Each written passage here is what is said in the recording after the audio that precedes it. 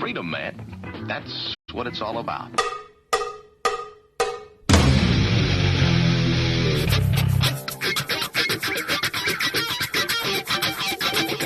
You've got to groove on freedom, like the good book says.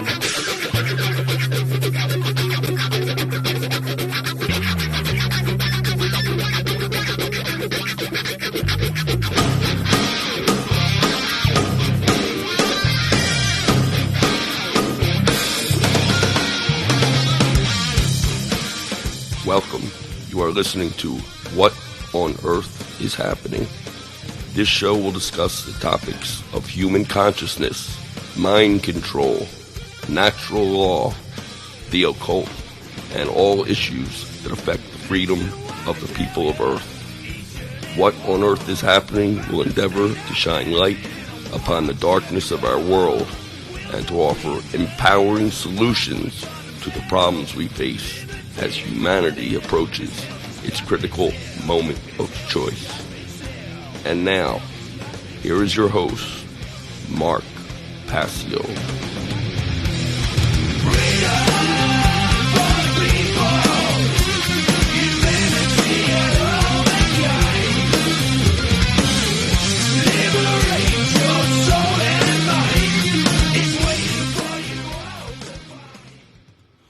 Welcome, one and all. You're watching What on Earth is Happening. I'm your host, Mark Passio. My website, whatonearthishappening.com. Ladies and gentlemen, government is slavery.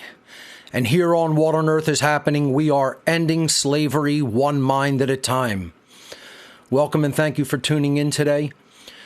Today is Sunday, February 5th, 2023.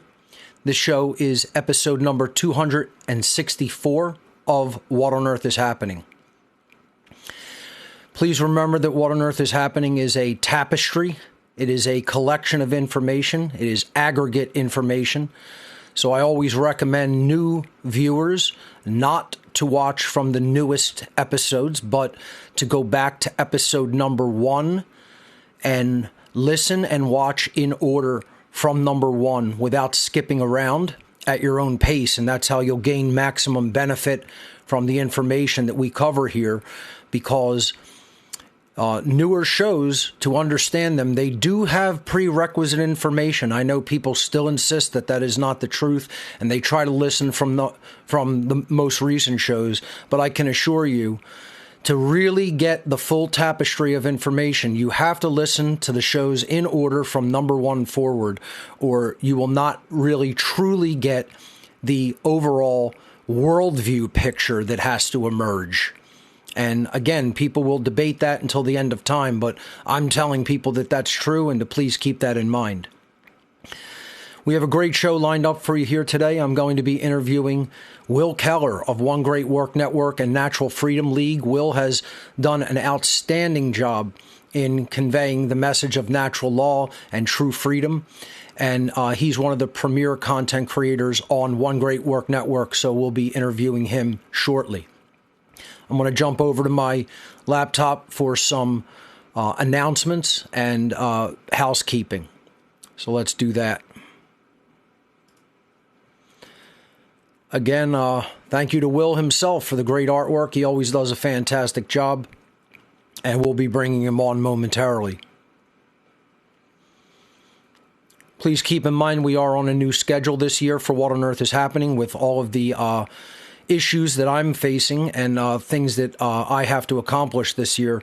I'm going through a move in early April. I'll probably be actually performing the move in late March. I have to be out of this residence by early April. So things will go down. The things that may go down are this show. I may not be able to do the show during a certain time period, probably maybe of a week or two. I'm going to try to confine it to. We'll see what happens.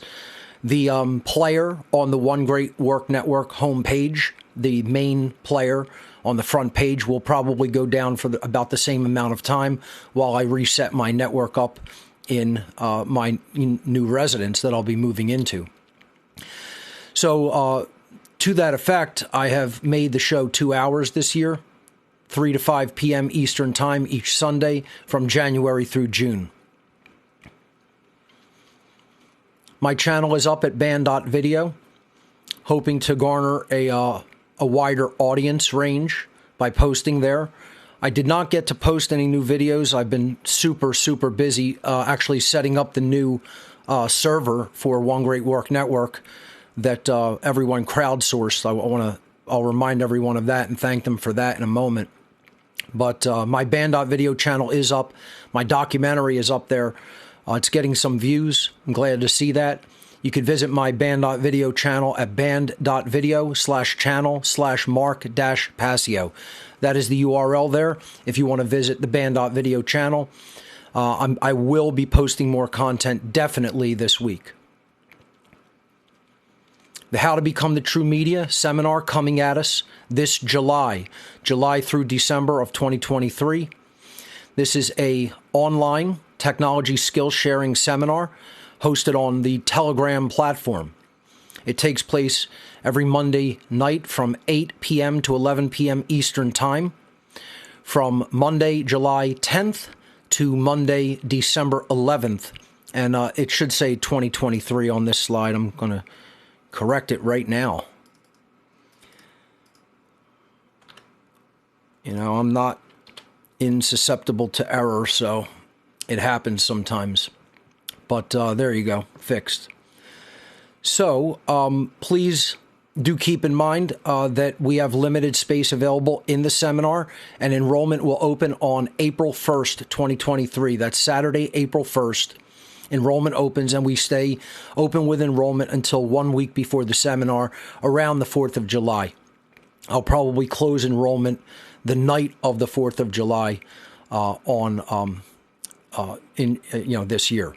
So if you want to enroll, I suggest enrolling early. Don't wait until the last minute. I will make enrollment available on donation gifts, and you can link into that from the main website, howtobecomthetruemedia.com. The One Great Work Network, going strong with over 70 content creators. OneGreatWorkNetwork.com is the URL. Do check it out. Please support all the great content creators. There's donation pages on almost all of their individual blog websites on this site. The main website, OneGreatWorkNetwork.com. Check it out. You will not be disappointed. Fantastic content up on the One Great Work Network. Again, I've made a new category in What on Earth is Happening donation gifts. And that category is technology donations. You could see it here on the right-hand side where the categories are listed. And if you click the categories tab on the main menu, which is what this page is displaying, you'll see the category right here, technology donations. And what this is crowdsourced funding for more expensive items that we require to continue to run One Great Work Network and What on Earth is Happening. So to describe it, What on Earth is Happening donation gifts crowdsourced funding is the idea that many hands make light work. And if people contribute and crowdsource fund something, we can get the equipment that we need more quickly. The technology donation section of What on Earth is Happening donation gifts makes it possible for supporters of What on Earth is Happening to help fund the purchase of technology items required for What on Earth is Happening and One Great Work Network, specifically those items which are considered to be too expensive for a single individual to donate via our Amazon technology wish list. If I put computers up there, one person would have to purchase them, and I think that that is unfair. I think that if we're all interested in the prospect of true human freedom and a stateless society, and a society whereby people understand objective morality and natural law, I think people can come together to make that happen by donating for the tech items that are responsible for helping to put the word out. So that's what the crowdsourced funding is all about. I believe we're at 17. We're over the halfway price. Let me check it actually, and see where we're at with donations for the laptop that I'm going to use for presentations this year. I'll go right ahead and just open my web browser and display it here in real time. Let's see. So if we go to donation gifts and go to categories, and then we scroll right here to technology donations, and there's one item there, which is the donation toward the MacBook Pro. And then this is the actual page. We are at 2,100 out of 3,500. So people have been doing a fantastic job. I thank everyone from the bottom of my heart for all the wonderful and generous donations that they've made. So we're almost 2/3 there, folks. This will help me this year with the presentations that I'm going to be delivering. So thank you to everyone who has donated already. And I just want to say thank you to everyone who donated toward the Mac Studio for the new One Great Work Network video and FTP server. So that is set up and it's working right now. So we have a couple of, tweaks that we have to make. But in general, the server has already been set up and it's performing fine. So, I have some configuration things to do still, but, it's going to be 100% in no time. And it's the fastest machine I've ever worked on, quite frankly. So thank you to everyone who donated for that item, because you're making at least one element of my work somewhat easier. And the work to set up that machine went as smooth as butter. So very impressive piece of technology as far as I'm concerned so far. Hopefully it will continue to perform that way far into the future. So that is the new technology donations aspect of What on Earth is Happening donation gifts. So let's move on. I will be a featured virtual speaker at Anarchapulco 2023 Resist. This starts tomorrow and goes for 5 days.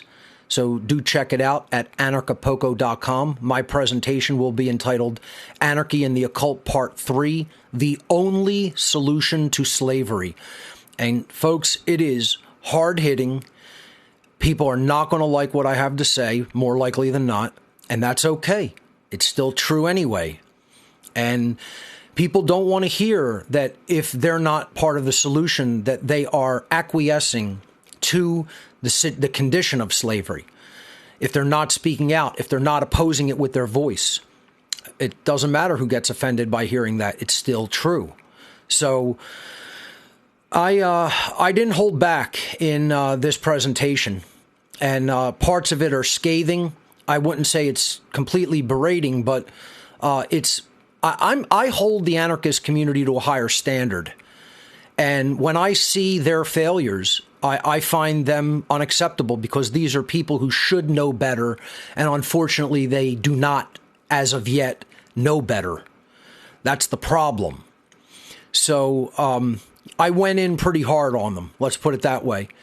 So this one is not for the faint of heart. And, it's not vicious. I get a little bit more vicious right here on my own show sometimes. I'm trying to temper that, but it comes out of me sometimes because of what I see. So it's a little lighter than what you might hear on What on Earth is Happening. I'd say probably a lot lighter, but it's still, as far as my public presentations go, I went in on them pretty tough.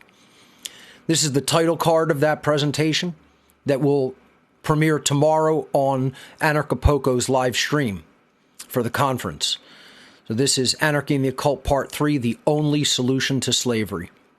Check it out tomorrow on their stream. You could sign up for it at anarchapulco.com. So I will be delivering Two Masks, Same Face, a presentation that's probably over 5 years in the making. The dark occult origins of Nazism and communism. I hope to blow a lot of people's minds with the information I'll be presenting in this one. I'm going to consider this one of my magnum opus works. So this is coming up in the fall. We have a venue and a date, and I did not put it yet on this slide. I didn't get a chance to do that this week, but I'm going to announce that we have secured a venue. It's going to be the Hightstown Firehouse. And I'll get the exact name of it. There is a more detailed name, but it's going to be in Hightstown, New Jersey, at the Hightstown Firehouse. This is a hop, skip, and a jump from three very good hotels that are just off of I-95 in Hightstown. So we are not going to be doing this one at a hotel. It will be done at the second floor, a very, very nice venue on the second floor of Hightstown Firehouse. And it will be taking place Saturday, September 30th. Saturday, September 30th, 2023. I'll be doing event announcements regarding this one through the end of this season of What on Earth is Happening, putting it up on my website. I haven't done all of that legwork yet as far as, doing all the promotion, but I'll be promoting that on my website, here on the show, and on social media so that we can really pack the Hightstown Firehouse venue for this great presentation. You're not going to want to miss this one if you're anywhere in the Philadelphia area, in the Hightstown, New Jersey area, or if you even want to come from a further distance. We do have limited seats available. We can only, by code, put 200 people in this room. So that's it. Once we, invite 200 people through, donations, through donation gifts, that's how we're going to do this. We're going to put the invite on donation gifts. And if people donate for, the invitation, they'll receive a personal donation to come to this privately hosted event. So that's how it's going to work, through donation gifts. We'll be putting the invites on the website probably certainly within the next month. So they're probably going to go very quickly because we definitely only have 200 seats available in Hightstown Firehouse. We cannot pack it any more than that. So it's going to be Hightstown, New Jersey, Saturday. It's an all-day event. Saturday, September 30th, 2023, for Two Masks, Same Face, the dark occult origins of Nazism and communism. Don't Tread on Philly meets on the second Wednesday of every month for the D-Top Happy Hour, Don't Tread on Philly Happy Hour. This is a social meetup for people concerned about the loss of freedom, and we meet here in South Philadelphia on Wednesday, the second Wednesday of the month. So this is coming up this coming Wednesday, February 8th, 2023, from 6 p.m. to 9 p.m. Come on out and network with other freedom-minded and freedom-oriented individuals from all over the Philadelphia area. If you're in the area, this is a meetup that you do not want to miss. They've been tremendously successful. I hope that continues into the future. It's always free to attend this meetup. There is no cost associated with it, and it takes place at the Dive, which is in South Philadelphia on East Passyunk, 947 East Passyunk Avenue. For more information, visit don'ttreadonphilly.com, or you could go to our Facebook group, and you can get event announcements there as well. The What on Earth is Happening IPFS project is going. It's going slowly, but we have several people interested, and I ask everyone who has requested to take part in the project to please bear with me. I am the only one technically setting all of this stuff up, so there is a queue, okay? There's a line to get my personal technical attention to do this. So please be patient. Don't give up on that. I will get to you. It's just I'm ultra busy, and I'm obviously going to be dealing with a move. So please be patient with me. We're going to make these nodes happen. We have a node online with partial data up. I have to finish the upload of the data, and one node will be up officially. So it's happening, but it's going slowly, and that's okay. I'd rather it be done slowly and correctly than try to rush it and not do it right. So please do be patient with me. I am the only one on this project. No one else. I have not trained anyone else on how to do it. And so, I'm the only one who is going to be actually interacting with the people who take part in this project. So again, just please be patient with me. If you want to be involved in the What on Earth is Happening IPFS project, you can download the document with preliminary requirements at whatonearthishappening.com/IPFS. And if you definitely know that you qualify for the preliminary requirements, then get in touch with me, through the instructions, and we'll go from there. You can call into the show today to talk with me and my special guest, Will Keller, on the Telegram platform. Go to whatonearthishappening.com/call. That will connect you into our Telegram call-in room. The ARC 2.0 is currently still available. It's going to be available as long as I'm able to continue to do this. So if you want the whole picture, not a partial picture, but if you want the entirety of the information, you want the ARC. The ARC is a hard drive or solid state drive, whatever you happen to send to me. I will fill it up with 26,000 audio files, 9,500 books, and 3,400 videos from my own personal archive of collected data, my own research library, digital research library, if you will. The ARC stands for the Amazing Repository of Knowledge.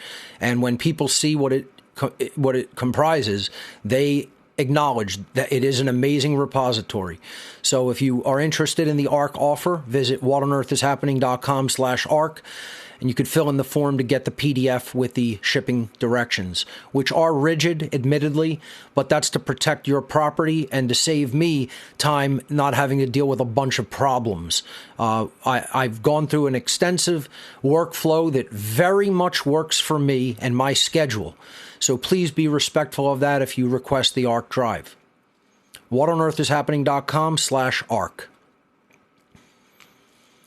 You can make donations to receive hard items, like physical items, like T-shirts, stickers, coasters, flash drives, DVDs, the complete Passio collection, solid state drive, which has all of my work in one place, at gifts.whatonearthishappening.com. That's the URL for What on Earth is Happening donation gifts, gifts.whatonearthishappening.com. If you prefer rather to make a straight donation to the What on Earth is Happening and One Great Work Network operations, you can visit whatonearthishappening.com/donate. And there you have a myriad of donation options, including our Amazon wish list. There were 2 items on the wish list this past week. Thank you to the individuals who purchased those items for What on Earth is Happening. I have received them and I'm already using them. So very much appreciated for people that did those donations. So thank you. As a matter of fact, the show today is being done on the new audio interface, and I'm really liking its performance. So thank you for those individual technology donations, for the people who donated for those items. Thank you. That's all my announcements for today. So let's jump over to Will Keller. Give me a moment to bring him on. Let's get that set up. And I have to put my headset on to speak with him over Telegram and anyone who calls in.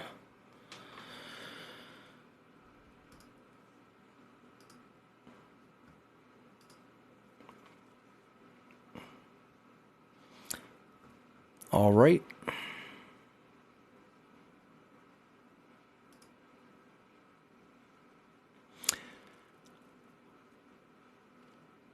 Ladies and gentlemen, my special guest on this episode of What on Earth is Happening, Will Keller of One Great Work Network. Will, welcome to What on Earth is Happening. Welcome, my brother. It's a great pleasure and honor to be on your show, Mark. So thanks for having me on. Absolutely. Same here. It's an honor to have you. Will is an absolute star pupil of How to Become the True Media seminar. He's become a premier content creator and a conference organizer. Will, the first thing I want to open up with is I just want to say thank you for the great work that you have done. It's been outstanding. You're a producer on One Great Work Network as well. You actually actually are the producer of What on Earth is Happening. So you help bring this onto the air on One Great Work Network each week. And I would just want to thank you for the great work that you've done. It's been stellar. It's been absolutely outstanding. And I think you're a shining example of what people can do when they set their mind to something, because I'll let you tell it. This was not always your background, doing this type of work and even knowing the type of technicals that are involved. So I'd like you to share, I'm just going to give you the floor and just share your journey of how that went and what you encountered and experienced during, not only your awakening process, but the process that led you to become the great content creator that you now are. Excellent. Yeah, no, thank you for those comments, Mark. Appreciate it. I come from, I'm actually blessed in a lot of ways, having a really close-knit family. My parents were really freedom orientated. And my dad always put street smarts before book smarts, meaning that, common sense, the right thing, morality, before what you learn in everyday society. Always do the right thing first. And that had a huge impact on me. And also, being raised on a ranch, being close with nature. I do have a music background, which kind of gave me a lot of delivery, and I'm comfortable being on stage, which I did have to learn actually fairly recently within the last couple of years. So I was in the music industry for 10 years in my late teens all the way up to my early 30s. And so that was a pretty impactful time. I ran a record label. I had musicians, producers, so I had a tech background to an extent. In the musical department, also making graphics and stuff. But then there was, a long period of time when I became a father, really was a game changer. I've already been retired from the music industry and touring, across the world and country. And I really embraced more of a grounded atmosphere. I was that guy that wanted to homestead out in the woods and, kind of be detached from all the craziness of society. And, there's still an aspect of that I do want to do. But getting into, I would say, the turning point for me, right before my daughter was born, it was, battling with drug addiction. And coming out of my music career and stumbling into this addiction, which I think is relevant for a lot of people nowadays. There's all types of addictions, but it really made me face myself in the mirror. I'm literally in the mirror every day. I'd wake up and I do construction from a family business, and I'd look at myself and like, fuck, how did I get in this situation? So that was the turning point that set me on a path of, who am I? How do I operate? Why do I do the things that I do? And that dove me headfirst into just self-development, got into a lot of, the New Age movement, and it inevitably led me into occultism, which I found extremely beneficial from a self-improvement and develop stance. And that helped me battle drug addiction and come out of there. But the tools that I gained with understanding my own psychology and how my own mind worked, I had a new addiction, and I was obsessed with the nature of reality and how things operate. And, a few years later, coming across your work, which, springboard me into really wanting to take that moral responsibility and be a public speaker.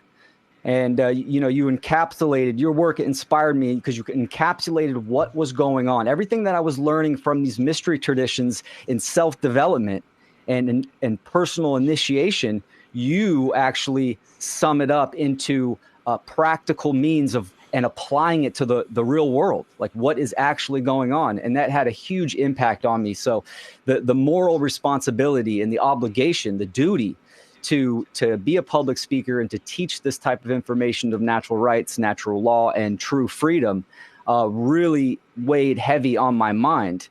And that stayed there for, I would say, about a year and a half. It wasn't until I went to Anarchadelphia and took your, how to teach natural law seminar which was excellent. And, you know, I went into that seminar thinking that I was going to get a lot of rhetoric and this is what you should say and this is how you should approach it. But the whole seminar was on tech. And that was mind blowing to me. I was like, oh shit, I didn't even think about there's all this tech stuff. How do you become the media, the modern media? How do you get a message out to thousands of people? And just diving back into, you know, what I've learned thus far as far as my tech skills, which were still really low. I mean, I played with, you know, graphic design just a little bit, you know, the basics. And then, of course, taking your how to become the true media course. We just finished the 3rd year. So I took it 3 times and I'm learning every year. I'm learning more and more. And then just, you know, applying the trivium and diving into it. If I don't know something, that's not going to hinder my willpower. It's going to motivate me more. I'm just going to go head first and act. And, you know, by trial and error, you slowly get better and better and you just apply. So I was going to jump in and just comment on that when you attended at Anarchadelphia,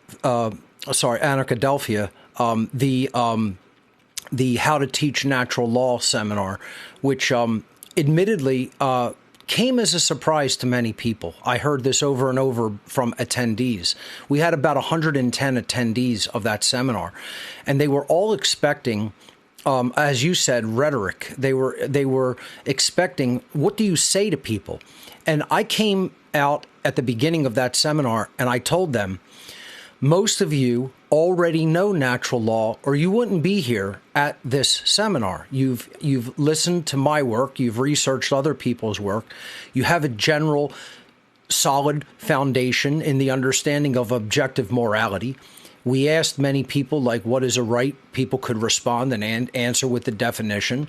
So I showed everyone, you guys know natural law. The problem is how many people could actually reach out to others publicly who they do not know all over the medium that we have at our availability and our opportunity called the internet, that is an amazing connective technology that could connect people's minds, and people could learn at a distance, never knowing the person who is instructing them, is giving them the information, is teaching them. And I asked people to tell me if they could do it right now, could they do it? And hardly anyone could, regardless of where their knowledge base was already at. They, by their own admission, were unable to reach out to the public because they did not know the technology that is required to reach out to the public. And this is where I feel we are really getting beaten badly. This is where the freedom movement is failing as a whole in the aggregate. If you look at the absolute psychopathic control freaks and their whole control system, what they have set up is a technocracy. It's rule through technology. I call it, and many others have termed it, a technocratic occultocracy, which means rule by the occult through technology. The occultists are going to rule people through technology. Well, how did they accomplish that? They accomplished that by controlling the means by which information is disseminated publicly. And then they insert those ideas through mental manipulation, psychological manipulation into the minds of human beings worldwide through their forms of media, including television, newspapers, radio, magazines, internet, Hollywood, etc. Okay? And then they're changing their behavior to conform with what they want them to be like and do. So that's how it works. That's how the whole information process works. If bad information through their technology and media go into the human mind in the aggregate, behavior is degraded. What is going to be the resultant human condition? Slavery. That's what we have now. We have the chaos and dissolution and degradation of the condition called slavery. Conversely, if people learn the same technologies that they're using, We can learn video, we can learn print, we can learn audio, we can learn internet, websites, etc. If we have at our disposal the same information dissemination technologies where we could put the information from us out into the worldwide community, then we could do the opposite. We could deprogram people. We could give them true and good information that will inform their mindset and their thoughts, their worldview, and then it will inform their behaviors. Then their behavior will be in alignment with objective morality and natural law, and then we have a world based on freedom. The result would be our behavior in the aggregate interacts with natural law's consequence, and we have freedom, we have order, we have prosperity, etc., on and on. It's so logical that I think it completely escapes people's view because they're not seeing the forest for the trees. They want to analyze little bits of minutia, but they never see the systems level approach that if we're going to disseminate this information, we ourselves have to command that technology. We have to learn it. We have to be adept with it so that we can reach millions of other people worldwide. Your entire take on that, and specifically what I would like to know is, what was your level of, I know you said through music you knew a little bit about technology, but when you really saw what was going to be involved in information conveyance, what was your feeling or attitude? I want to know what was going on in your mind, because I think a lot of other people experience similar things, and they get overwhelmed or they don't know where to begin. Tell me your journey in that process. Yes, excellent. And, after my music career, I was very much anti-technology. I mean, no TV, no computer in my house, all this kind of stuff. So I kind of had a fresh start of learning technology again. And also, the word technology, technology, it's techno for a craft for logic. So this is this is the tool that we use to spread a message. Right. And so when in my music career, what I needed to do, I can go in and get little things done, make a little generic flyer, or, I knew my engineering software, Pro Tools, extremely well, but that was pretty much the extent. I mean, a little bit of video editing, but, not to an extent that I was making music videos. I'd had other people do that. Right. So it was still a very basic level. And it is overwhelming. And I hear this for a lot of people, right? It's a world within itself. But yet this is what it means to be literate in the modern day. You yourself have said this, and it's so true. And it's good to understand, first have a basis on what you want to do yourself. I think this is a process of self-discovery. For me, I like public speaking. I want to be on the stage and spread a message and convey a message that way, and through digital means as well. So that's kind of my passion. Understanding your own personal niche, whether it's writing a book or just making videos or an audio podcast, you have to know that first. And then also the fundamentals of tech. This is something that I learned in your class, just file management. And the general, the foundation of having a computer and maintaining it, so everything is organized, so your workflow is at its most efficient level. That was so important. And I'd say that's one of the biggest things that I've learned from you, Mark, too, working close with you on projects and stuff, is workflow and just sticking with it. If there's a problem, just like in the natural world, you can figure it out. And, you just have to take in information. The trivium process is the same for critical thinking as it is for manifesting reality. So understanding that process and then applying it to just learning tech is extremely important. And just one thing at a time. I like to reverse engineer a lot of things. A good friend of mine, Becca, she's a great graphic design artist. And it's like, well, how the hell did you do that? And I would reverse engineer things that I would see on other people's videos, podcasts. How did they do what they did? And you have to take in information. You have to learn. But the foundation is extremely important, the basics of computing. I want to go back to what you said about the need to have an attitude of persistence and to stick with it. This is so important. It's one of the tenets of the seminar is never give up. And even if there's a problem, and people have seen tech problems occur, I am slowly working things out this season. A lot of software has changed. And that's the problem, is that developers, we are interdependent upon developers.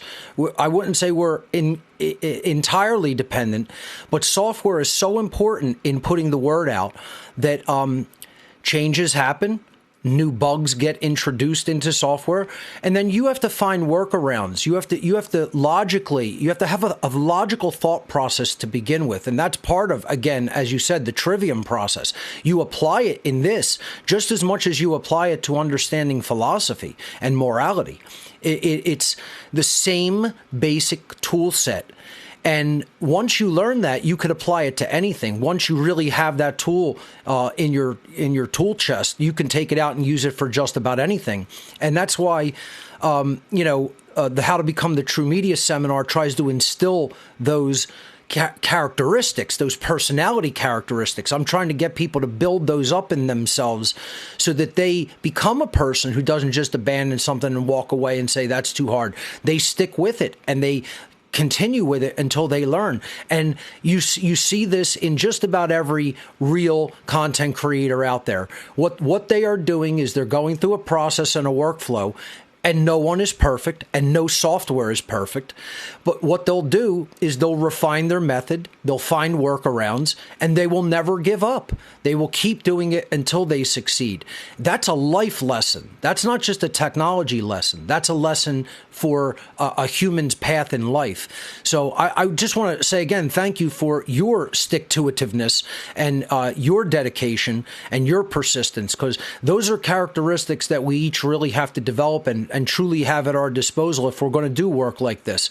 So thank you for your persistence in taking the class, and then in, again, your learning process with all of this technology. Because again, I look at your work and you do a fantastic job with all of the aesthetics and the philosophy as well. It's a combined thing that comes together, and it really, really shines brightly. So great work again.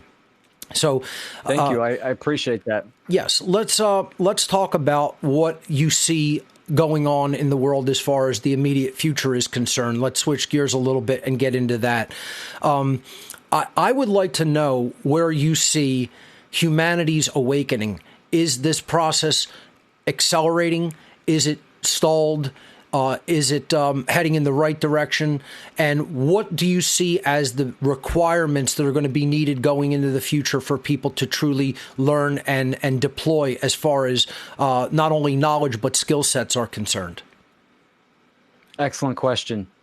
Yeah, so there's definitely not a great awakening, and I hear this term a lot, but I will say it's a great opportunity. There is a great awareness going on right now. I definitely see that. I mean, from the pandemic, there's a lot of people that understand, something is fucked up. Things aren't right. And to me, this is great opportunity to really get on the battlefield and use your voice and act now. And that's extremely important. But we're still seeing, the pseudo reality that people are living in. And if we can simplify just what is going on, there is ultimately fragmentation in the psyche of the human species, and this has created a disassociation where the majority of people are still living in this false reality of how reality operates, detached from nature, from natural law, from truth, is what it is. And this is it's such a crucial time period for people to act. I ask people, what is your line in the sand? How bad does it have to get before you say, shit, all right, I'm going to get out there and start making content and spreading the message? So that's really important. What we've been through with the pandemic, that's a pretty hard line to go across to anyways. If this doesn't motivate you, what will? This is a type of question that people need to ask themselves. commenting on, on social media platforms and stuff is not doing the work. That is not action. We need to formulate and strategize and be effective in our messaging. And that can be tough for a lot of people, right? Especially when you just start and you feel like you're not getting the reach. But like you said, you have to be determined. It's persistence. It's willpower. Let's talk about social media for a brief second, since you hit upon that topic. Sure. A lot of people think that just, simple memeing and or just typing into the little box that they give you on someone else's social media platform is going to be sufficient. That's going to fulfill some requirement of speaking out. And I've criticized that approach many, many times, and it sounds like you're on the same page regarding that.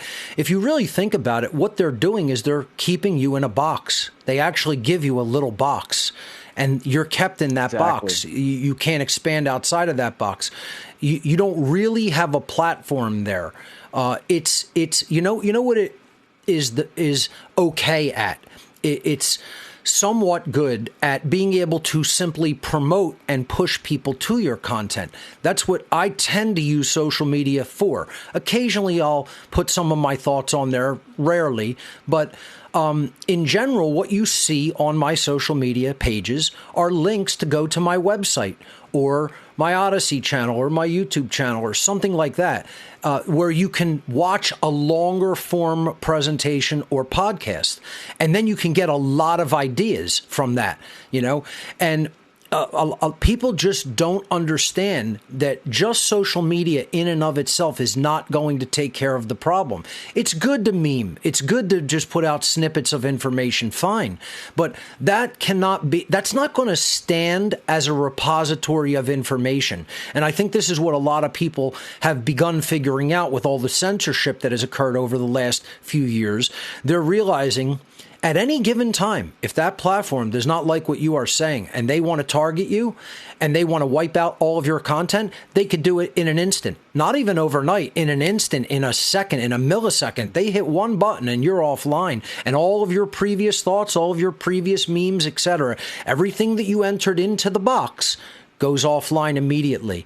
That's why we have to learn systems of not only centralized information in a repository, but we need to now begin learning distributed information dissemination techniques. And that's what things like IPFS are all about. And even new technologies like Quordle and other distributed technologies, even older technologies like BitTorrent are still very viable for distributed information. So let me ask you about, as an addendum, where do you see our information distribution systems going? Is that going in the right direction? And continue to talk about what you feel people need to do, their requirements, the requirements that they're going to really have to fulfill, and what they're really going to have to learn. Yeah, great question. And I do love the IFPS system. IPFS, yes. System. I think, yep. Yes, correct. I think that's really important, and I love that you're setting that up now, because, like you said, real quick, social media, this is a little tool, right, that can be utilized to grab attention and bring people to your hub, your main website, which needs to be protected, because, like you said, that with flip of the switch, they can shut down your social media accounts, sometimes even your websites if the website's not secure and created properly. So that's really important. We also need to understand marketing and promotion, understanding how these social media platforms operate, which is really just how can we increase the viable message that we're trying to put out there, which is really important. But like you said, it's a box, it's a limiter of consciousness. So this isn't where you're going to be doing the majority of your work. And I use social media the same way. I use it as a promotional tool. Look, I have new content up. Go here, check it out. Make sure everything's backed up is extremely important. So that's one thing. I do like some other alternative platforms like Odyssey and BitChute. These are great, but we need to be versatile.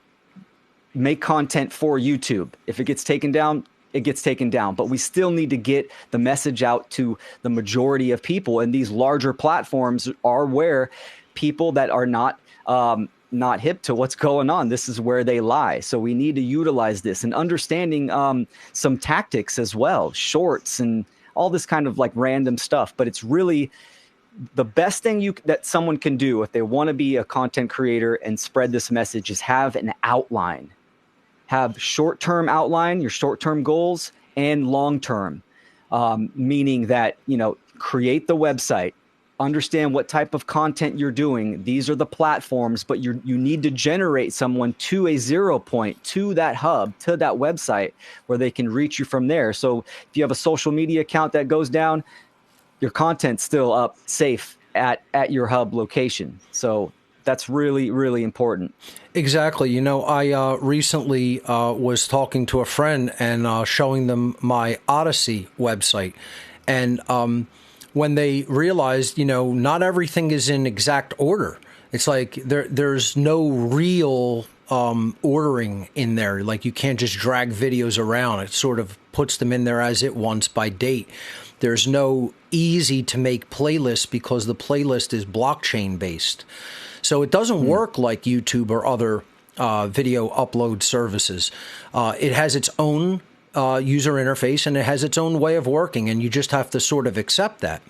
So, if I really want to organize that content, I'm doing it on my own website the way that I feel is effective and the way I want to put it out.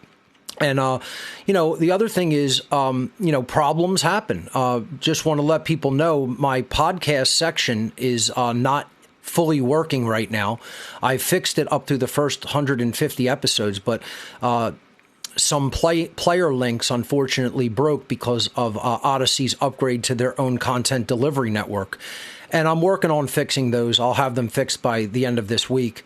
But just bear with me on that. It's like tech problems happen like that. We have to be up to date with that stuff. We have to understand what needs to be done to make corrections on the fly. And when that happens, it can be very frustrating and annoying. But you have to understand, tech is just right now what it is. It's like we can ask for improvements and we can start a conversation with developers. And I think that's so important. I didn't intend on this whole conversation between us being about solely technology. We can get into other things and wherever you want to take it.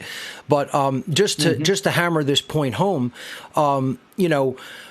we really need to liaison with the software community to get specific things built that the freedom movement requires to get the word out.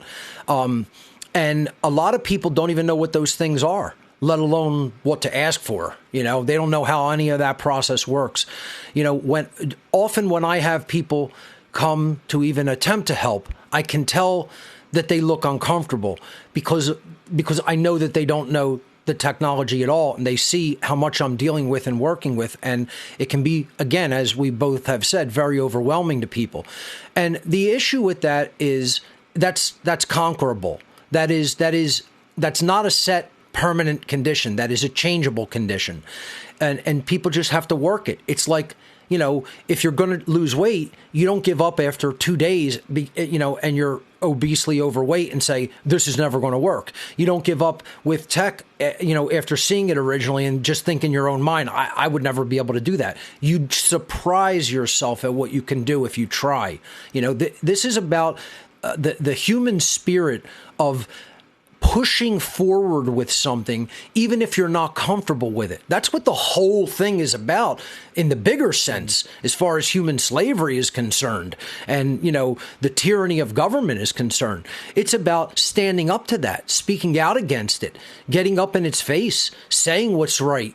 Even if you're up against a seeming insurmountable force, you still have to be on the side of what is right and press forward, even if it doesn't look like it's going to work. So, one of the things that we have to understand is that technology is inseparable from human freedom because it's the way we convey objective morality to the masses of people. And if we don't do that, the masses don't get truly morally educated, and then things don't change. As long as we're not involved in the process of human education in some capacity, then we are allowing the masses to remain in the same ignorant state without attempting to influence or improve their mental understanding, and then as a result, their behavior. And therefore, we're letting their ignorance enslave us. People have to really deeply understand that other people's ignorance is your enslavement. Other people's ignorance is your enslavement. I am going to let you tackle that one. That's a package at my door, and I very rarely step away to do anything like that. Cool. But I don't want them to not deliver this. It's important, and I do not want it to get stolen. So I'll let you answer that question, and I'll be right back. Excellent. Yeah, and this will be a great transition, a segue into another category. And I'm extremely passionate about conscious parenting. And a question that I get from a lot of people is, technology and children and their kids. And my stance has varied throughout the years. And absolutely, technology is inseparable for freedom. This is how we convey a message. It's very important that your children, that teenagers, preteens, have that foundation in technology. These are the modern tools that we use to convey a message, communicate with other people, and it's extremely important. I take the stance that I would rather teach my children than have someone else, especially an institute, show them the ropes, because they're going to do it how they want to do it. So, Mark, I was doing a good segue into conscious parenting, because a question that I get a lot is technology and children. And I think it's very important that we introduce our children to the foundational, the basics of computing. And, they do this in school. But again, if someone else is if the government institution is going to teach your children, they're going to do it how they want to do it. This is why, apps like, or social media platforms like TikTok are so popular.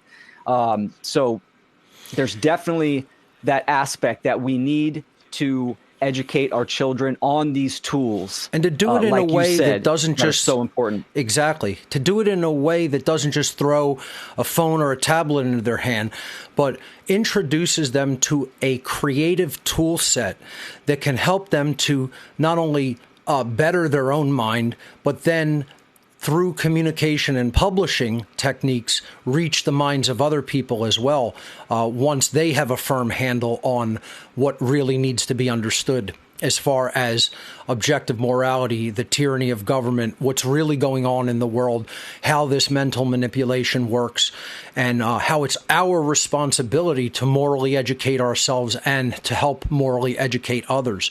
So, tell me about some of your process in the entire development of conscious parenting and some of the techniques that you employ, and ultimately where you see the future heading as far as how parents are going to themselves become more directly involved with the conscious development of their children.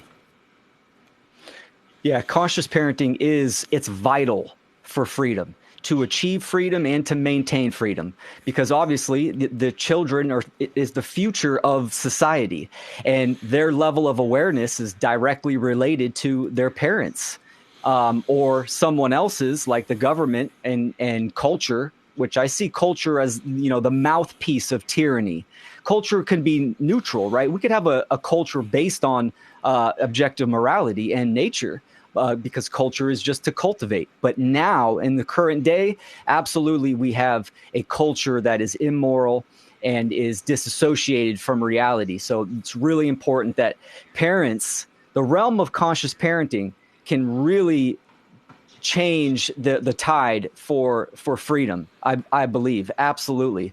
Because we're constantly playing catch up if parents don't self-actualize and realize morality and how the natural world operates, then their kids are going to get the information from the institutions and from culture, and then it's in this hamster wheel, and we're constantly getting shoved deeper down.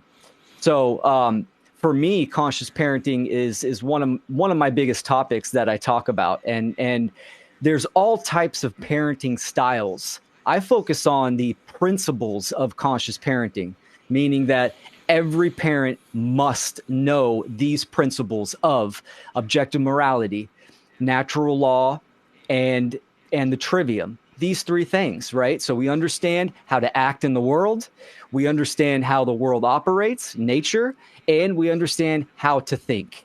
And these three principles to me are objective across the board. Every parent needs to understand this and teach this to their children as well. And what more would you want with those three categories, right? I mean, if you have those three categories being taught and understood by your children, the rest is in their creative expression and who they're going to be. But this is the foundation of humanity. Right. So it's extremely important.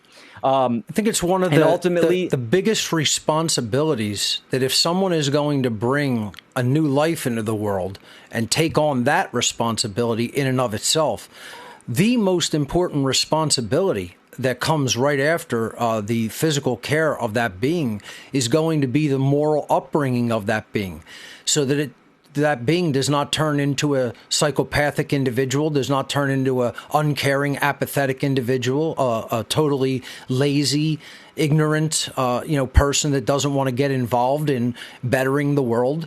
And that's unfortunately what we have a lot of today. We have a lot of children raising children that they have not yet been raised into a conscious adult themselves, and then they're having children, regardless of their biological age.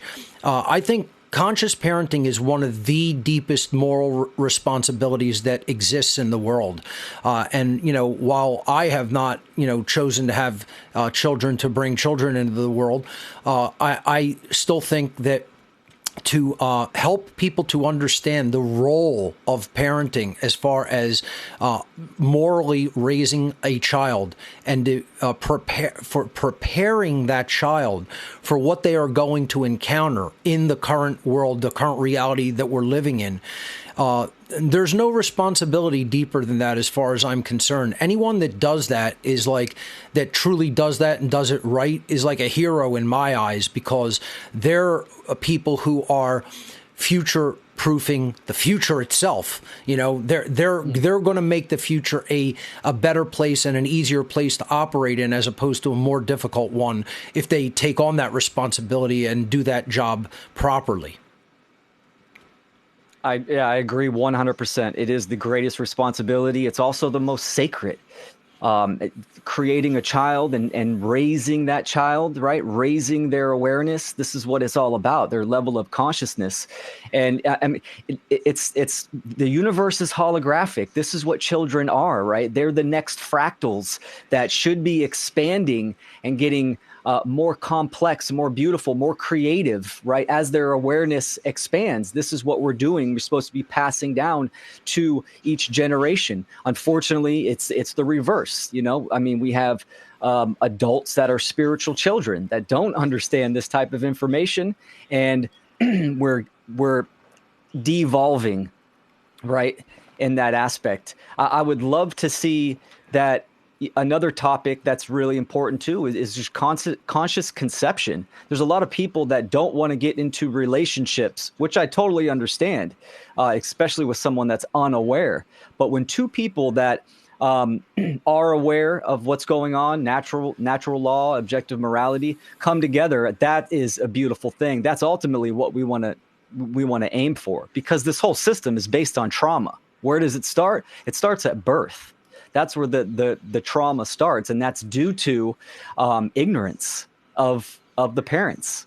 Think about how difficult it is if you only have one conscious parent and then the other parent is largely unconscious. Then if children are entered into that equation, that could be a potential disaster.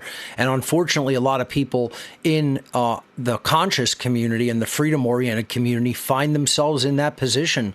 It's a very difficult dynamic to navigate. And that's why I fully agree with what you're saying. If two people can find each other that are on the same page regarding, what's really going on in the world, that could be a very powerful thing, especially when it comes to having children, because then they're really on the same page as to how they're going to properly raise that child, and they have the same goals in mind as to what personality aspects that they want to try to cultivate and instill in the child, what they want them to learn, the ways that they want them to grow as a being. And they're not going to be butting heads and conflicting each other the entire time when trying to achieve those goals, for the child's betterment and for humanity's betterment. Mm-hmm. So, I think that's a very important dynamic that you brought up there. I fully agree with that. Yeah, and unfortunately, the norm nowadays is a co-parenting situation, right? There's not it's a rarity that parents stay together or are together, and if they're aware, I mean, that's a whole different category. But so most parents are co-parenting. I'm in that situation as well, and I would say that. I mean, it's tough. There's a better awareness than most, I would say, on the other side. And we agree on principles, which to me are extremely important. No vaccinations, schooling, morality, this kind of stuff. But it can still be extremely difficult. Parents, and the state promotes this, right? They promote parental war, and then they get involved, and these parents they're battling. And what parents need to understand is that everything you do is directly related to your children. So, a lot of parents, they battle just out of spite. They're having, from an emotional state, they're having an emotional reaction, and it's a war, and children suffer. And then, children look for that proxy parent elsewhere, whether it be culture, school, friends, whatever it may be. We need to keep the family dynamic needs to be solid, rock solid. This is what the social engineers understand. They know that they can, if they put that wedge right in the family unit, then it's fractured right from the beginning, and the mind control and the programming conditioning can really sink in. So it's so crucial for parents to take in this information, apply it to themselves, and influence their children on what is right. Absolutely. The breakdown of that family dynamic really pushes children into the arms of the state most of all. And the state is set up to function that way, as that proxy parent that you talked about. That's why there's two major political parties in most political systems. One acts as the proxy father, one acts as the proxy mother. Here in the United States, those two parties are Republican and Democrat. The proxy daddy is the Republican Party. We're going to go and get the aggressors. We're going to protect you. We're going to be strong, this strong masculine figure. And then the proxy mother is the Democratic Party that wants to be the nanny state and, take care of everybody from cradle to grave, and take from some people that they deem have more than they should, and then redistribute wealth to people that they think should have it. All by theft, by violence, by coercion, by duress, none of it by moral means. Again, if the family dynamic is not strong, and if morality is not taught by the true parental figures, taking on their true responsibility to morally educate and upbring that child in a proper moral way, the state is going to swoop in there like a vulture, tearing apart its already deadened, prey that it's going to go after as its carrion, and it's just going to annihilate what's left, the remnants of that child. That again, that's why the family dynamic does have to remain strong if the child's going to ultimately have a strong moral upbringing. That's the only thing that could do that in the child's formative years, is a powerful, and conscious parental process that you're speaking about. Again, we have to get back to that. We've fallen so far away from that. It's been devastated. And if we don't get back to that, it's going to be even a tougher and larger challenge in reaching people from a moral standpoint. Yeah, I absolutely agree with that, for sure. It's interesting because being in a co-parenting situation, and my daughter's mother and I, we stayed together in the same house through our daughter's formative years on purpose, even though we weren't, really together. We made that choice to do that. And, I'm not, everyone's situation is going to be different. But that was a valuable decision that was made. Absolutely. But communication with your children is so important. We need to deprogram ourselves. This is where it starts. A lot of parents think they know how to be a parent, but really it's just psychological transference. They're just doing to their children how they were done from their parents, and etc. Just the intergenerational mind control. And so deprogramming and conditioning, like, what is a parent? Right? I look at it more as a facilitator, a stewardship. Yes. Right? We're not on a superior level. We have the responsibility of this young being and guide this being. The kids are not our property. We don't own them. We look out for them. We guide them. That's what stewardship is, entrusted into one's care, with one's care. So it's really important that we get down to the fundamental levels of what conscious parenting is. That's right. And, conscious parenting is a trendy term. I mean, if you look it up, you see all these people from the New Age movement and self-help and stuff like that. But what does that mean? If you don't understand objective morality, then you are not conscious. That's You're right. not aware of reality, period. That's where it stems from. If you still believe in government, it's not conscious parenting. If you're conveying to the 100%. Child to go and join either party and choose the left-right polarization paradigm, then that's not consciousness at all. Consciousness is the recognition. Part of it is the recognition that there is no authority in human flesh. There is no authority in the 3D. The only authority is natural law. The only authority is the laws of cause and effect. That's what truly binds us and is eternal and immutable, not man's law. And believing in man's law is just the belief in slavery, and it's just another religion, just like the New Age movement, just like all the other cultural religions. It's just a form of mind control to hold us back from the recognition of the truth that there is no authority inherent in human beings, and there is no right to command. There is no right to coerce or to compel or to put someone under duress or to do violence to them. Those rights simply do not exist. It's amazing to me, Will, with all of the information that's gone on all over the world, that people still yet do not recognize that. They do not understand that authority is a false religion. They do not understand that government is a false religion. Like you were talking about earlier, what will it take for people? How much will they have to suffer? What will they have to lose? How uncomfortable will they have to get? I'd like to hear your take on that in the future. But just even before you get into that, about what you see the future holding for humanity if they don't learn these lessons, I just realized we're both wearing a variation of the same shirt about know your rights. And I didn't even, because I got so in depth in the discussion, I didn't even realize that. We did not plan this, folks. That was not planned.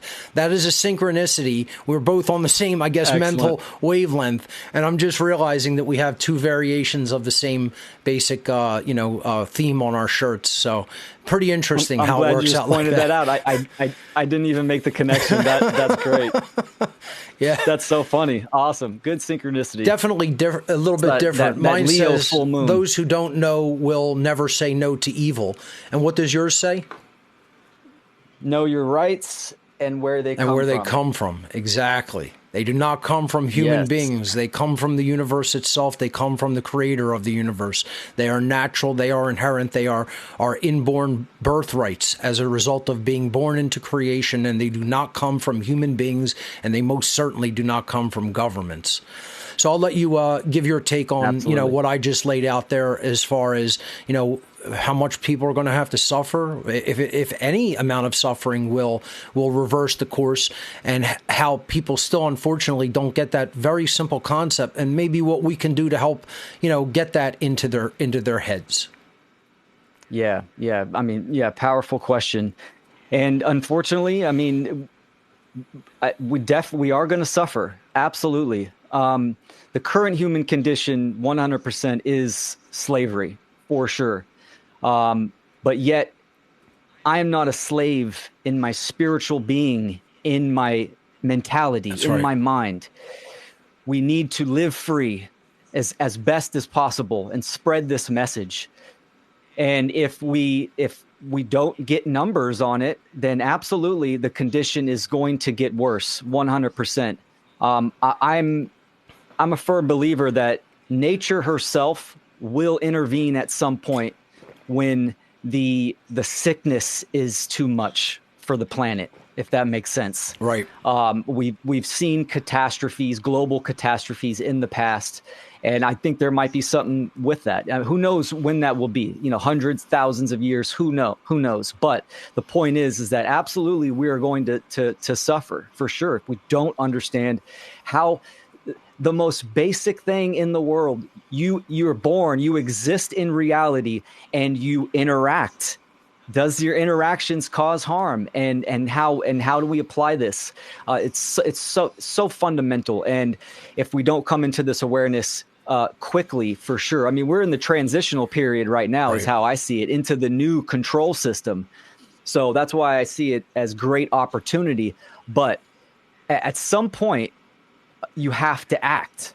And when I first started doing an audio podcast, late 2019, it wasn't something I wanted to get involved, but I just did it. I just hopped on the computer and started doing an audio podcast. So that's kind of my question to people. At what point will you go public and start talking about freedom, natural rights, objective morality? What do you think holds people back from that process? Do you think it's just a fear of public speaking, or is it some deeper psychological issue? I think it's fear and cowardice and laziness. I can say that's what it was for me for, a year and a half of why I didn't get out there. It was always like, okay, I'm going to do it soon. I'm just putting it off. And I realized that I had more work to do within myself. This is why I love your energy. I see you as the fire element. This is what's going to light the fire under people's asses. And you have done that to a lot of people. You've inspired them to act in the moment and get out there and start making content. And I think that's really important. And, we don't need 1,000 Mark Passios. We have a Mark Passio and a Will Keller. We need different types of people and flavors. This is the point of doing the one great work, is that it's going to create a ripple effect with all different types of energy. And to me, that's a beautiful thing. We need to get it going for sure. Because people will accept and investigate some things from other people that they won't accept and investigate from me or even from you. Everybody has a unique way of reaching other people. They don't have to take it from Mark Passio. They don't have to take it from Will Keller. They can take it from anybody that's putting it out there. And if somebody's putting it out there at a very powerful level, maybe different kind of people will gravitate to them, but they'll get the same knowledge. They'll get the same information into their mindset, and they'll adjust their behaviors accordingly.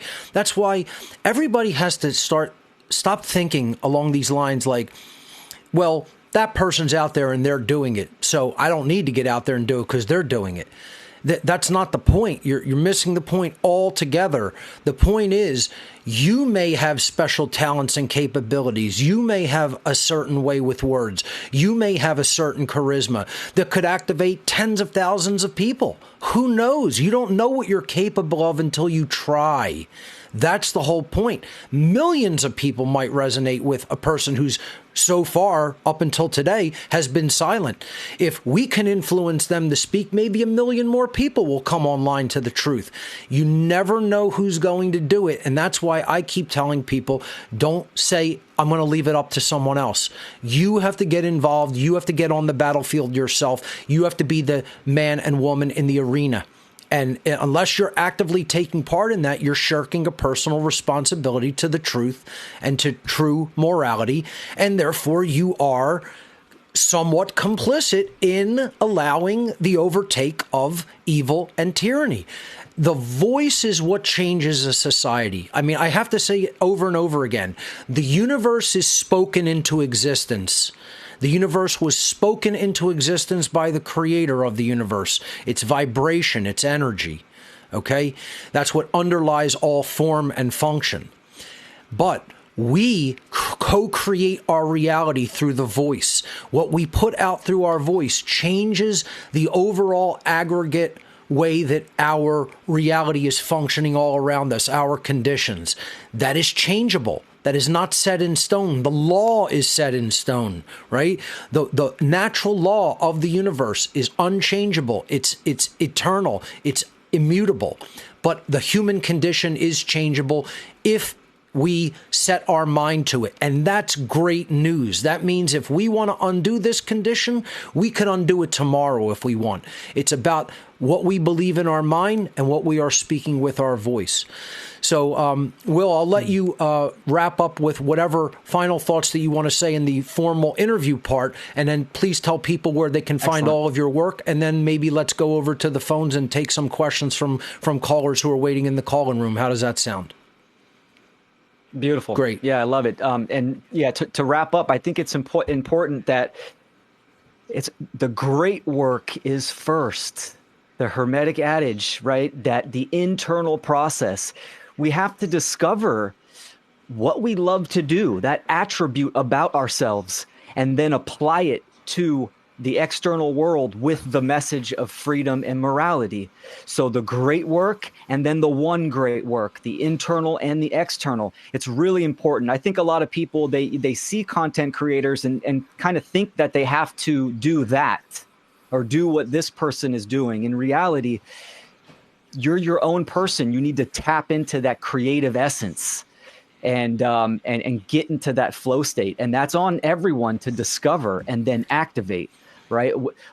What is potential is not actual. This is the thing about free will. Free will is always there. We have this, absolutely, but it must be activated. You have to act on free will. Make that choice.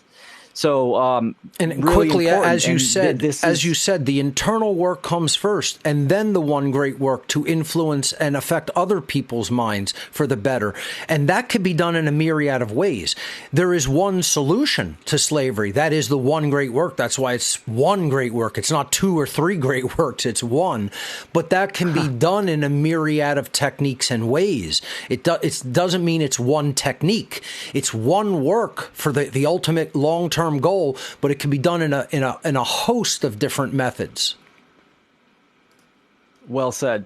Absolutely. And how do we reach the unconscious masses? And I've said this in past interviews as well. We create art, right? Art is that external expression of our creative essence with the message of truth, morality, and freedom. This is what we need to do because art inspires. Most people think it's just painting or paintings and stuff like that. No, we're doing art right now. That's right. And then this will be available for people to view. It will become a artifact. Yep. And people can watch this interview and tap in and get the energy that we are putting out there in this episode.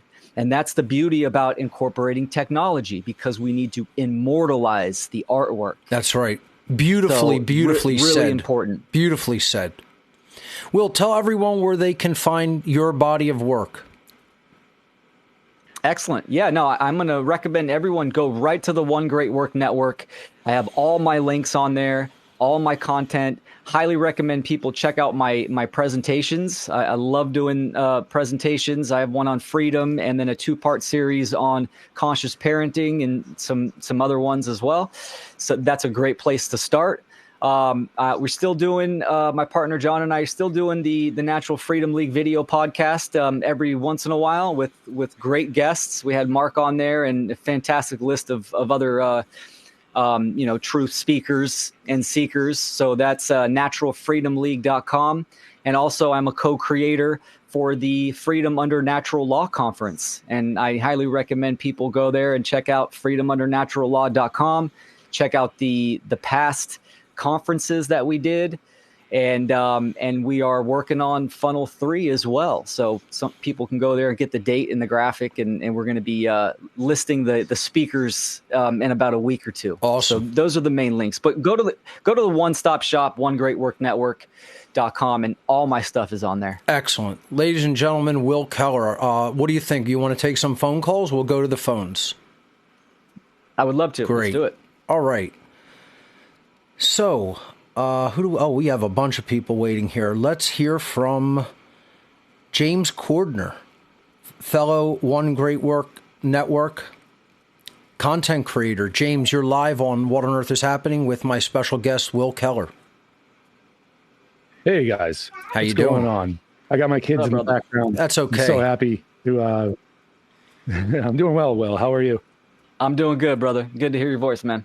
Yeah, likewise. Yeah, listening in on the last, I'd say about hour of the show today. I got in a little late, but I really like where you guys took the conversation, and I really appreciate it. You know, I've been inspired by Will about conscious parenting for, just after the last Seed conference, and Will and I met. That's my daughter, if you can hear her. But we've met, and we've produced a bunch of content together to kind of cast a wider net when it comes to this, because it really does start, like, we have to be conscious of this. And if we're conscious of it and we have children, what right do we have to keep it from anyone else? What right do we have to keep it from our children? Right. I mean, for real, our own kids, we got to make sure that they know That's right. that that our freedom is depleted. And here is the equation to make sure that we have freedom. You know, I always tell my son, who's 6 years old, where it's like, yeah, I want to take it easy on educating you because we are doing the homeschooling and we're doing our best. But I always tell him, like, you know, I got to get you to learn how to read. I got to get you to learn how to do math, because these are the keys to freedom. Sure. The earlier you can learn this, man, you're gonna know. You're gonna be able to seek knowledge yourself. And you know, it's so great to hear you guys talking about that today, because I've been kind of I kind of needed to hear it. You know, I talked to Leslie Powers and Derek Bartolocelli the other night about this exact same topic, and that episode isn't released yet, but we talked on Friday night about this, and it was just one after another, just excellent points being brought up by them, and we had a very lovely conversation about this very topic. And I think that this topic doesn't get really spoken about as often as I personally would like to see it be spoken about, because a lot of us, we focus on teaching people that are at the same level as us. Right. But we don't understand what we, I think, oversee a lot of the time is not really creating the world in which the children could grow up in, where that's what they know.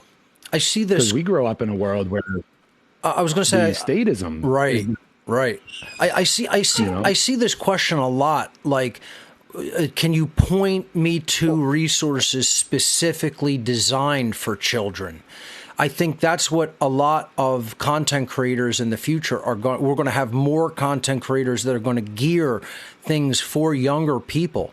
And that has to be done. Obviously, that has not been my general direction. And this is why we need a lot more content creators. This is why we need a lot more people speaking out. Some people may speak out to children and, you know, tailor the information in a way that they can more readily receive it and make it not be such a traumatic thing for them where they receive it gently.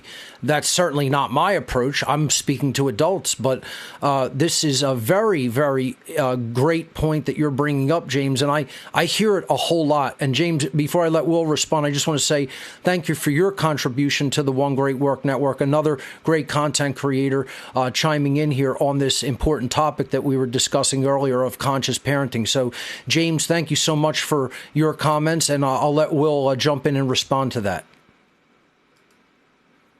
Yeah, I agree with that, Mark. And James, your work is fantastic. So I highly recommend people check out James Cordner on the One Great Work Network. Yeah, this topic does need to be talked about more. And I just want to give a shout out to parents like yourself, James, and the conscious parents that are out there. Also to the fathers out there that are active, conscious, stepping in, and the mothers as well. But fathers are definitely taking a beating. I'm in California, and it's brutal sometimes. It's absolutely brutal. So activating that willpower, this is a huge motivating factor for me, because when my daughter is grown, I want her to know that I fought for freedom, right? I don't want her to ever ask me, well, what'd you do? The world is shit. What did you do about it? I want her to understand that the work that I've created and the effort that I put in. So that's a huge motivating factor. And I get the question a lot too, is, well, how do we teach natural law to children?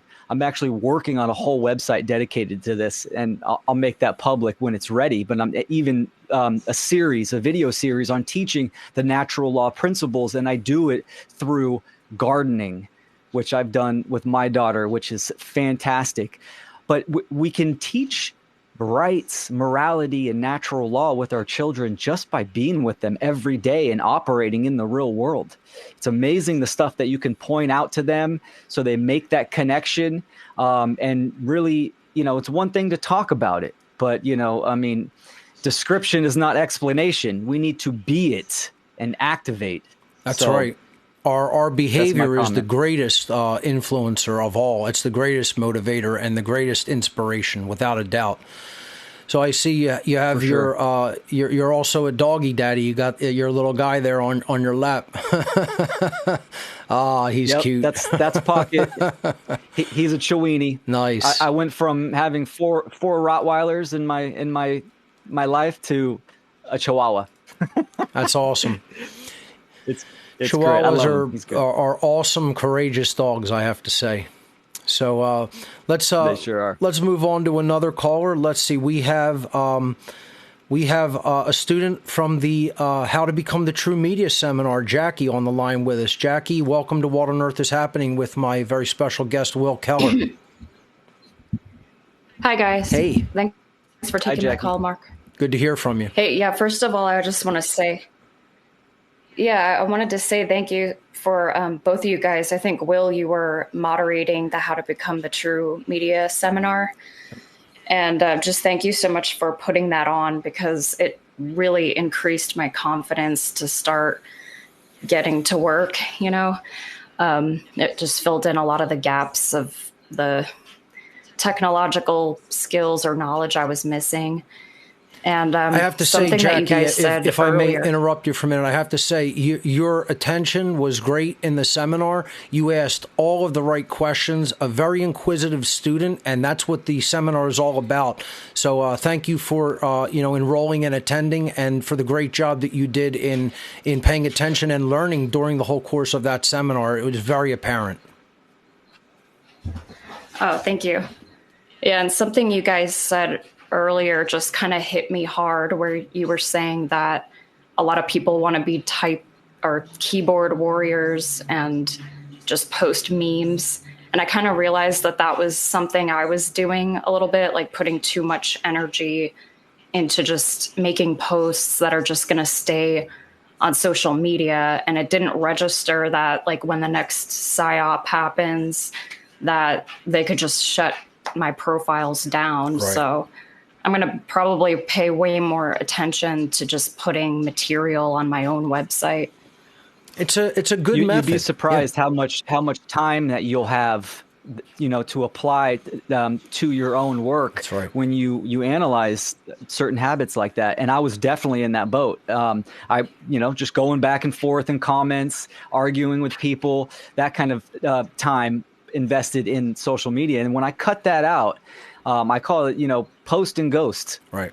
Here's my new episode. Go check it out. And then I get off social media. So I'm very sparingly with my attention on there. And it freed up a lot a good amount of time. I'm smiling because that's what I do before each show. I'll just scramble to just post on as many social media platforms as possible. Here's the show I'm doing. Go and check it out. That'll stand for all time in a formalized way as a part of the body of my work. And I like that approach. I like that you take that approach as well, Will. And I think that's how we can utilize social media for the better, actually. Like you were saying, just getting involved and going around on the hamster wheel of like posting and arguing with people, chiming in on comments. It's designed to keep you in that state of constant opposition and angst, and it doesn't do anybody any real good. It's better to use it as a promotional platform and let their operation work to promote our operations. Very important to understand where we apply our energy. And, and observe that on a daily basis. And it will definitely open up some great insight. And Jackie, your website and your work is fantastic. So thank you, Jackie, for putting that out. We should definitely talk in the future about bringing you on to One Great Work Network as well. So let's stay in touch and let's talk about that because I'll be bringing many more content creators on over the next year. Yeah, that'd be awesome. I'm flattered. Thank you. Fantastic. Thanks so much, Jackie. Bye-bye. That's one of the great things about the How to Become the True Media is, I mean, of course you have the course, the class itself, but then the after class. I mean, to me, that's like a golden opportunity for someone that wants to go public, but, might be a little nervous. Like this is the best space to practice that. Turn your video camera on. And we've seen a lot of people kind of gain skills and attributes and get help each other in that realm. Yeah, all the while helping each other. For sure, yeah. 100%. I do not partake in the after class too much because of all the prep and then delivering the actual, teaching material. But I have lurked in some of them and seen what people are doing, and it's right on point. So that's a big dynamic of How to Become the True Media is, and I think people have become friends as a result, and they network with each other and help each other out, and that's what this whole seminar is all about. So if people are potentially thinking about taking it, you will encounter dynamics like that, and it has become a community unto itself, which is great. That's what I like to see. All right, let's see who else is waiting in the queue. Let's hear from Chris Jansen, another One Great Work Network content creator. Chris, you're live on What on Earth is Happening with my special guest, Will Keller. Welcome. Chris, you're unmuted from my end. Just unmute your mic on the call window at the bottom of the main call window. There you go.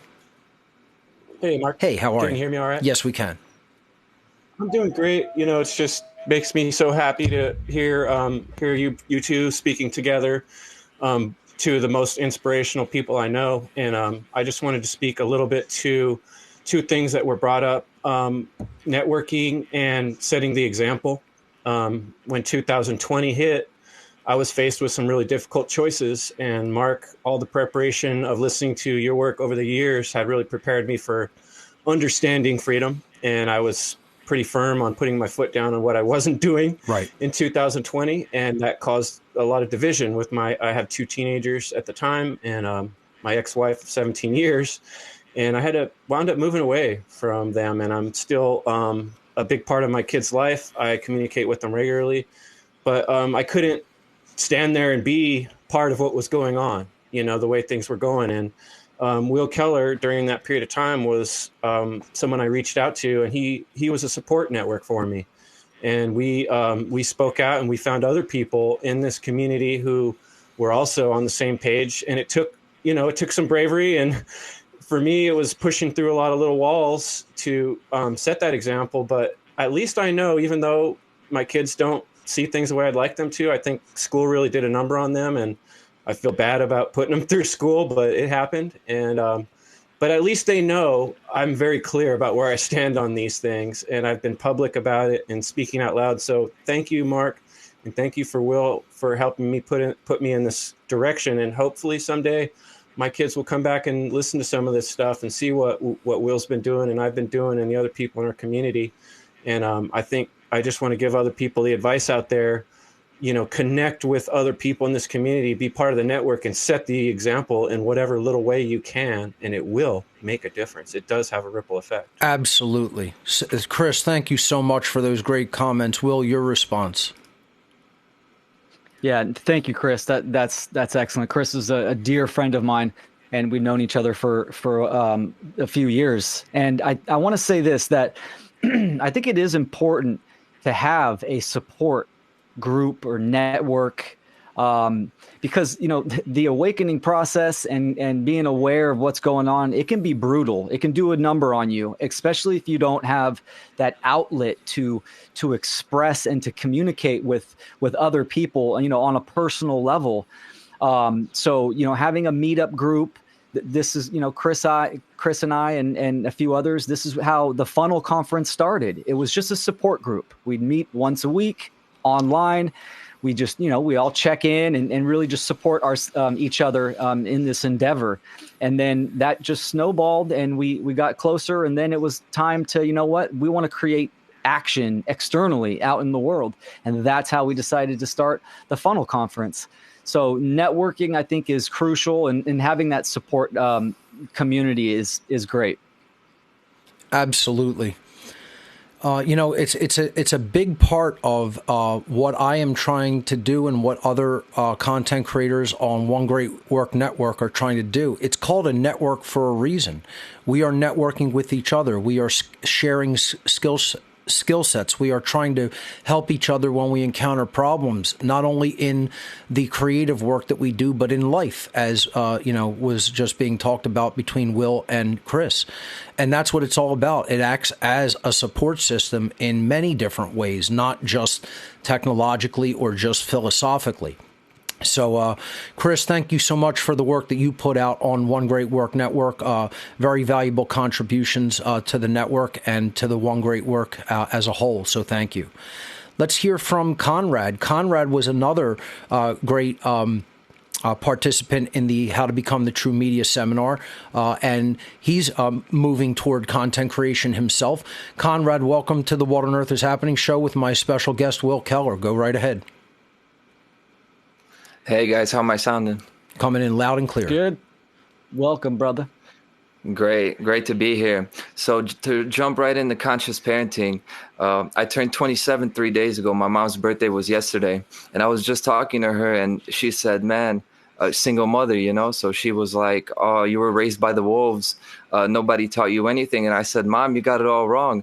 I didn't have any negative knowledge to unlearn. I didn't have a hole to dig myself out of. And now I appreciate so much, just that freedom and respect to see the world as it comes in. And then when I heard Mark Passio, I'm like, man, this guy sounds a lot like the voice in my head.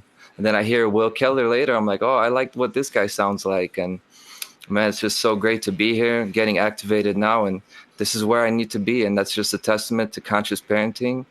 Don't have to be perfect, but man, do no harm. And I certainly was done no harm. It was cool, Will, hearing about your background, how it's very similar to mine. So very synchronistic, Excellent. So, thanks for that, man. I want to say something real quick.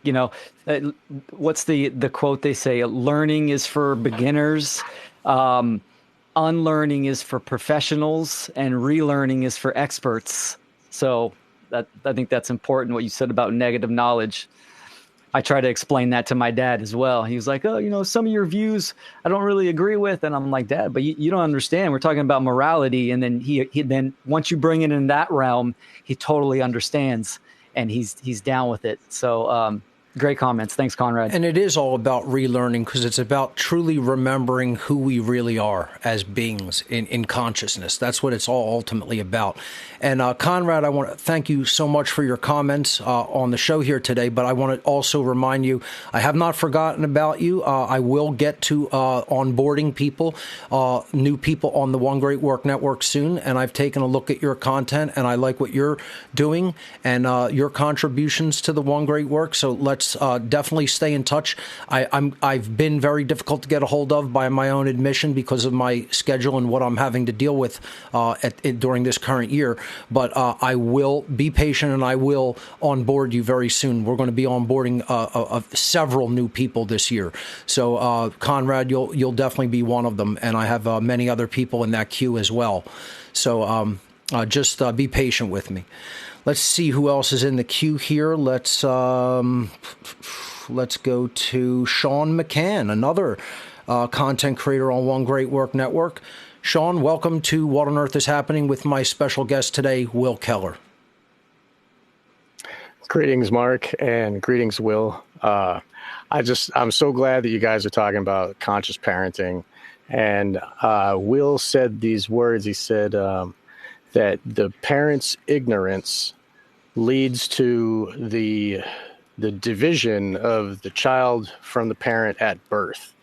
And one of the most important things, I just want to remind everybody here listening, that circumcision is a dark occult sacrifice ritual. It's a bloodletting. Yes. And everyone needs to understand, to do no harm means to not harm your babies. That's right. And so if people don't look into it, they never think of it. I just want to remind people that in order to do right by your kid and not have, it changes the brain forever. It's drilling trauma. You're drilling trauma into the psyche of the child, definitely. Precisely. It changes them forever. It leads to a distrust and division between the mother and child, which is pretty much the dark occult's main goal. That's right. And like Will was saying, that cleaving happens at birth. And if you can destroy that bond between mother and child, the child is lost, won't trust anybody. All his relationships in the future will be harmed. How about if you want to have how about the injection of toxic substances into the child at birth? Exactly. Unbelievable. Yes. Harm done. And who knows what ways that manifests over time. It manifests in a myriad of symptoms and breakdowns of the physiology and the mentality as well. Right. Yeah, they attack the brain directly. And that, like the adjuvants and all the negative elements of the injections, they go right to the brain. And the same thing with this torture. It goes like your body and mind are connected, and that type of traumatic attack on the body is a traumatic attack on the brain. And that is what's most important. Like I said, your wounds heal, but your brain never does. And it changes babies forever. And, do no harm, everybody. I just wanted to tell everybody that. I love you all. And thanks for letting me say that. Thank you so much, Sean. Will, your response? I agree 100%. The birthing process is the most sacred process. And I feel that women and men are giving up that experience, especially women. You need to claim your empowerment on that experience. And this is done through, generational mind control. The norm is a C-section in a hospital. That's just the normal way of birth, right? Same with circumcision, vitamin K shots, all this kind of stuff, ultrasound, all that stuff is trauma. So, like we were saying earlier, Mark, this is a trauma matrix for a purpose, to fracture that psyche and to it just lets the mind control sink in and really sink its claws into it. And that will, Sean, like you said, the distrust between mother and child, right? Mother is God in the eyes of a child. Right. That connection needs to be rock solid. And then, it just snowballs into the cliche, the rebellious years of teenage years where they rebel against their parents. That's total bullshit. What is happening is that there's a mistrust and a miscommunication from the start on really how to from the start. Exactly. And how to treat each other and all that kind of stuff. And then you get the children that are turning away from their tyrant parents and looking for these institutions and culture and that kind of stuff. The proxy parent. And could easily go in a very southerly direction very quickly. It can head south quick. If, again, that strong bond isn't preserved from the time that child is young. And if that kind of mistrust is instilled and festers, look at what it did with me. look at the direction I went in life earlier on. It could take you to very, very dark places. So that's why Sean very correctly said this is part of a satanic ritual. That's what it is. It's ritual bloodletting. It's absolutely, those are not two strong words. That is exactly what it is. That's an exact description of it. We want to encourage people not to take part in rituals and bloodletting like that, because all it does is traumatize the very, very, very young child from their infancy. So, Sean, thank you so much for that and reminding the listeners of that. Without a doubt, couldn't agree more. Let's hear from Rebecca. Rebecca, you are live on What on Earth is Happening with my special guest, Will Keller. Rebecca, you are unmuted from our end. Go ahead and unmute yourself. There you go. Can you hear me now? Yes, we can. Yes. I just wanted to back up what the last speaker was talking about. My son's turning 21. Oh, sorry, he's 21, turning 22. And way back then, I had a home birth because I knew the system was not right. And I had to go with my gut, and I had to go, well, I didn't have to, but I faced a lot of opposition in doing what I was going to do from family and friends. But it was a natural birth. He was a big baby.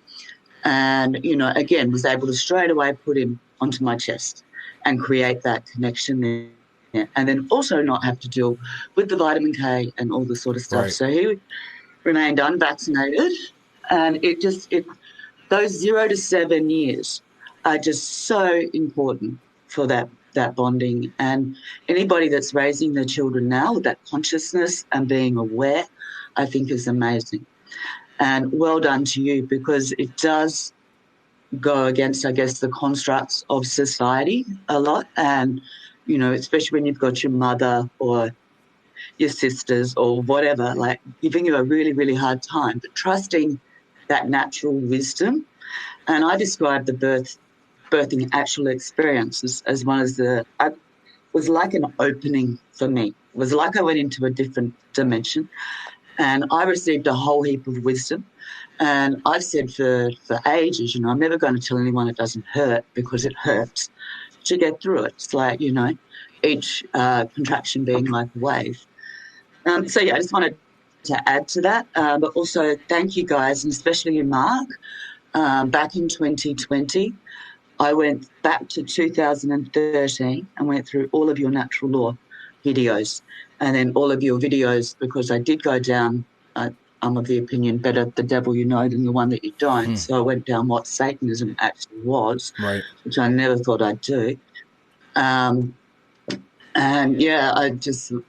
You were instrumental in those early days, because I'm in Victoria, so I'm in a state where I was heavily locked down for a long time. Sure. And it was quite brutal if you went out. So it wasn't, you could just leave, because the police were brutal. So I am in the countryside, though, so that was a good thing. I just want to say thank you, guys. This has been a really great talk. And I just think, that natural law, and, I keep quoting you, Mark, to people. It's like, was morality? And it's like, no harm to any other celestial being. That's it. That's it. Very simple. And you can go from there. Rebecca, thank you so much. Simple. Thank you so much for your great comments. Will, your response? Thanks, Rebecca. Appreciate it. Yeah, that's beautiful. You had a home birth. My daughter's mother and I were very blessed to just synchronistically come across this midwife that was very much aware of this realm than we were. And we had all natural birth. And it was in a hospital, but it was almost like a center, not a large hospital. And it was a beautiful experience. And she educated us a lot, that things that I didn't know. We already knew we didn't want vitamin K and vaccinations and stuff, but it was eye-opening to the system of what they do. Like you said, Mark, it is a satanic agenda, 100%, absolutely. And it's an inversion of nature and how things should be in truth, in reality. They just flip it up on its upside down to create that stress and trauma. Without a doubt, it's part of our whole society being ultimately one big satanic ritual, as I've talked about here on What on Earth is Happening in the past. We have to be conscious that this religion is all around us and that we are inculcated into it. As just the average members of society, and that's why we have to understand what it really is. As Rebecca was saying, it was a difficult thing for her to learn what Satanism truly is and to go down that rabbit hole. But once we do that, we understand that this is not just some fringe thing. This is all around us. So thank you for bringing that back to our viewers' attention, Rebecca, and for your great comments. Let's hear from Lisa. Lisa, you are live on What on Earth is Happening with our special guest, Will Keller. Oop. There you go. We hear you. Here I am. Yep. Hi. Thank you so much for taking my call. It's really an honor to speak with you. Thank you. Like a huge honor. I'm pretty late to this game. So much of every time I listen to you, and I've listened to everything, I only started like a year ago. Okay. But every episode of everything, it hits me. It's like in a synchronistic way. And even today, I mean, the first thing I noticed about you both were that you were wearing the same shirts. It took me a while to even realize it. It's pretty funny though.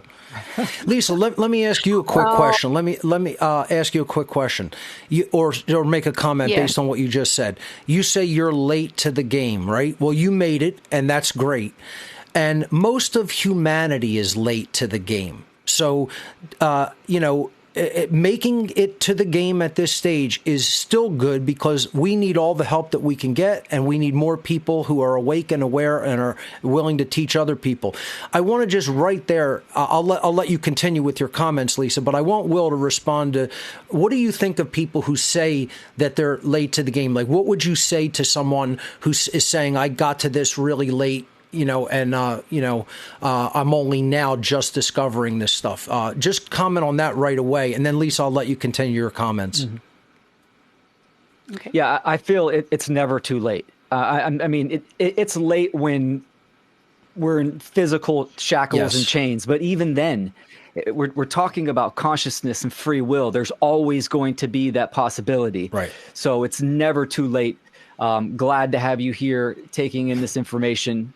So that's awesome. Yeah. So I say this to everybody, better late than never, right? As long as you're making an effort, then that's progress. Like, we need to all come together and make, even bigger strides and bigger efforts. But as long as people are getting it and improving upon themselves, I try to keep encouraging them to keep moving forward. So Lisa, go ahead and continue, please. Okay, thanks. Something you said, I think Will said earlier, like awareness is not the same thing as awakening in terms of where everybody's at right now. It hit me really hard because I feel like I was sort of becoming aware maybe 20 years ago. Mm-hmm. My oldest child is turning 21 like next week. And with both my kids, I had unassisted home births. I did elimination communication, like no vaccinations, no circumcision, stuff like that. So I was like coming awake, and then I sent them to public school, and and then that was like a huge step backwards. So now I'm catching up as fast as I can on everything. Now I feel like I'm truly becoming awake rather than just aware. I started a Substack back in October, and I was just wondering, it's really a struggle. Like I can put out an article like once every 2 weeks and everything. It's really hard. And I've been told I'm good at writing. And I'm just wondering, is it difficult because I don't know enough yet, or I haven't done enough work on myself yet? Is it not the perfect medium for me?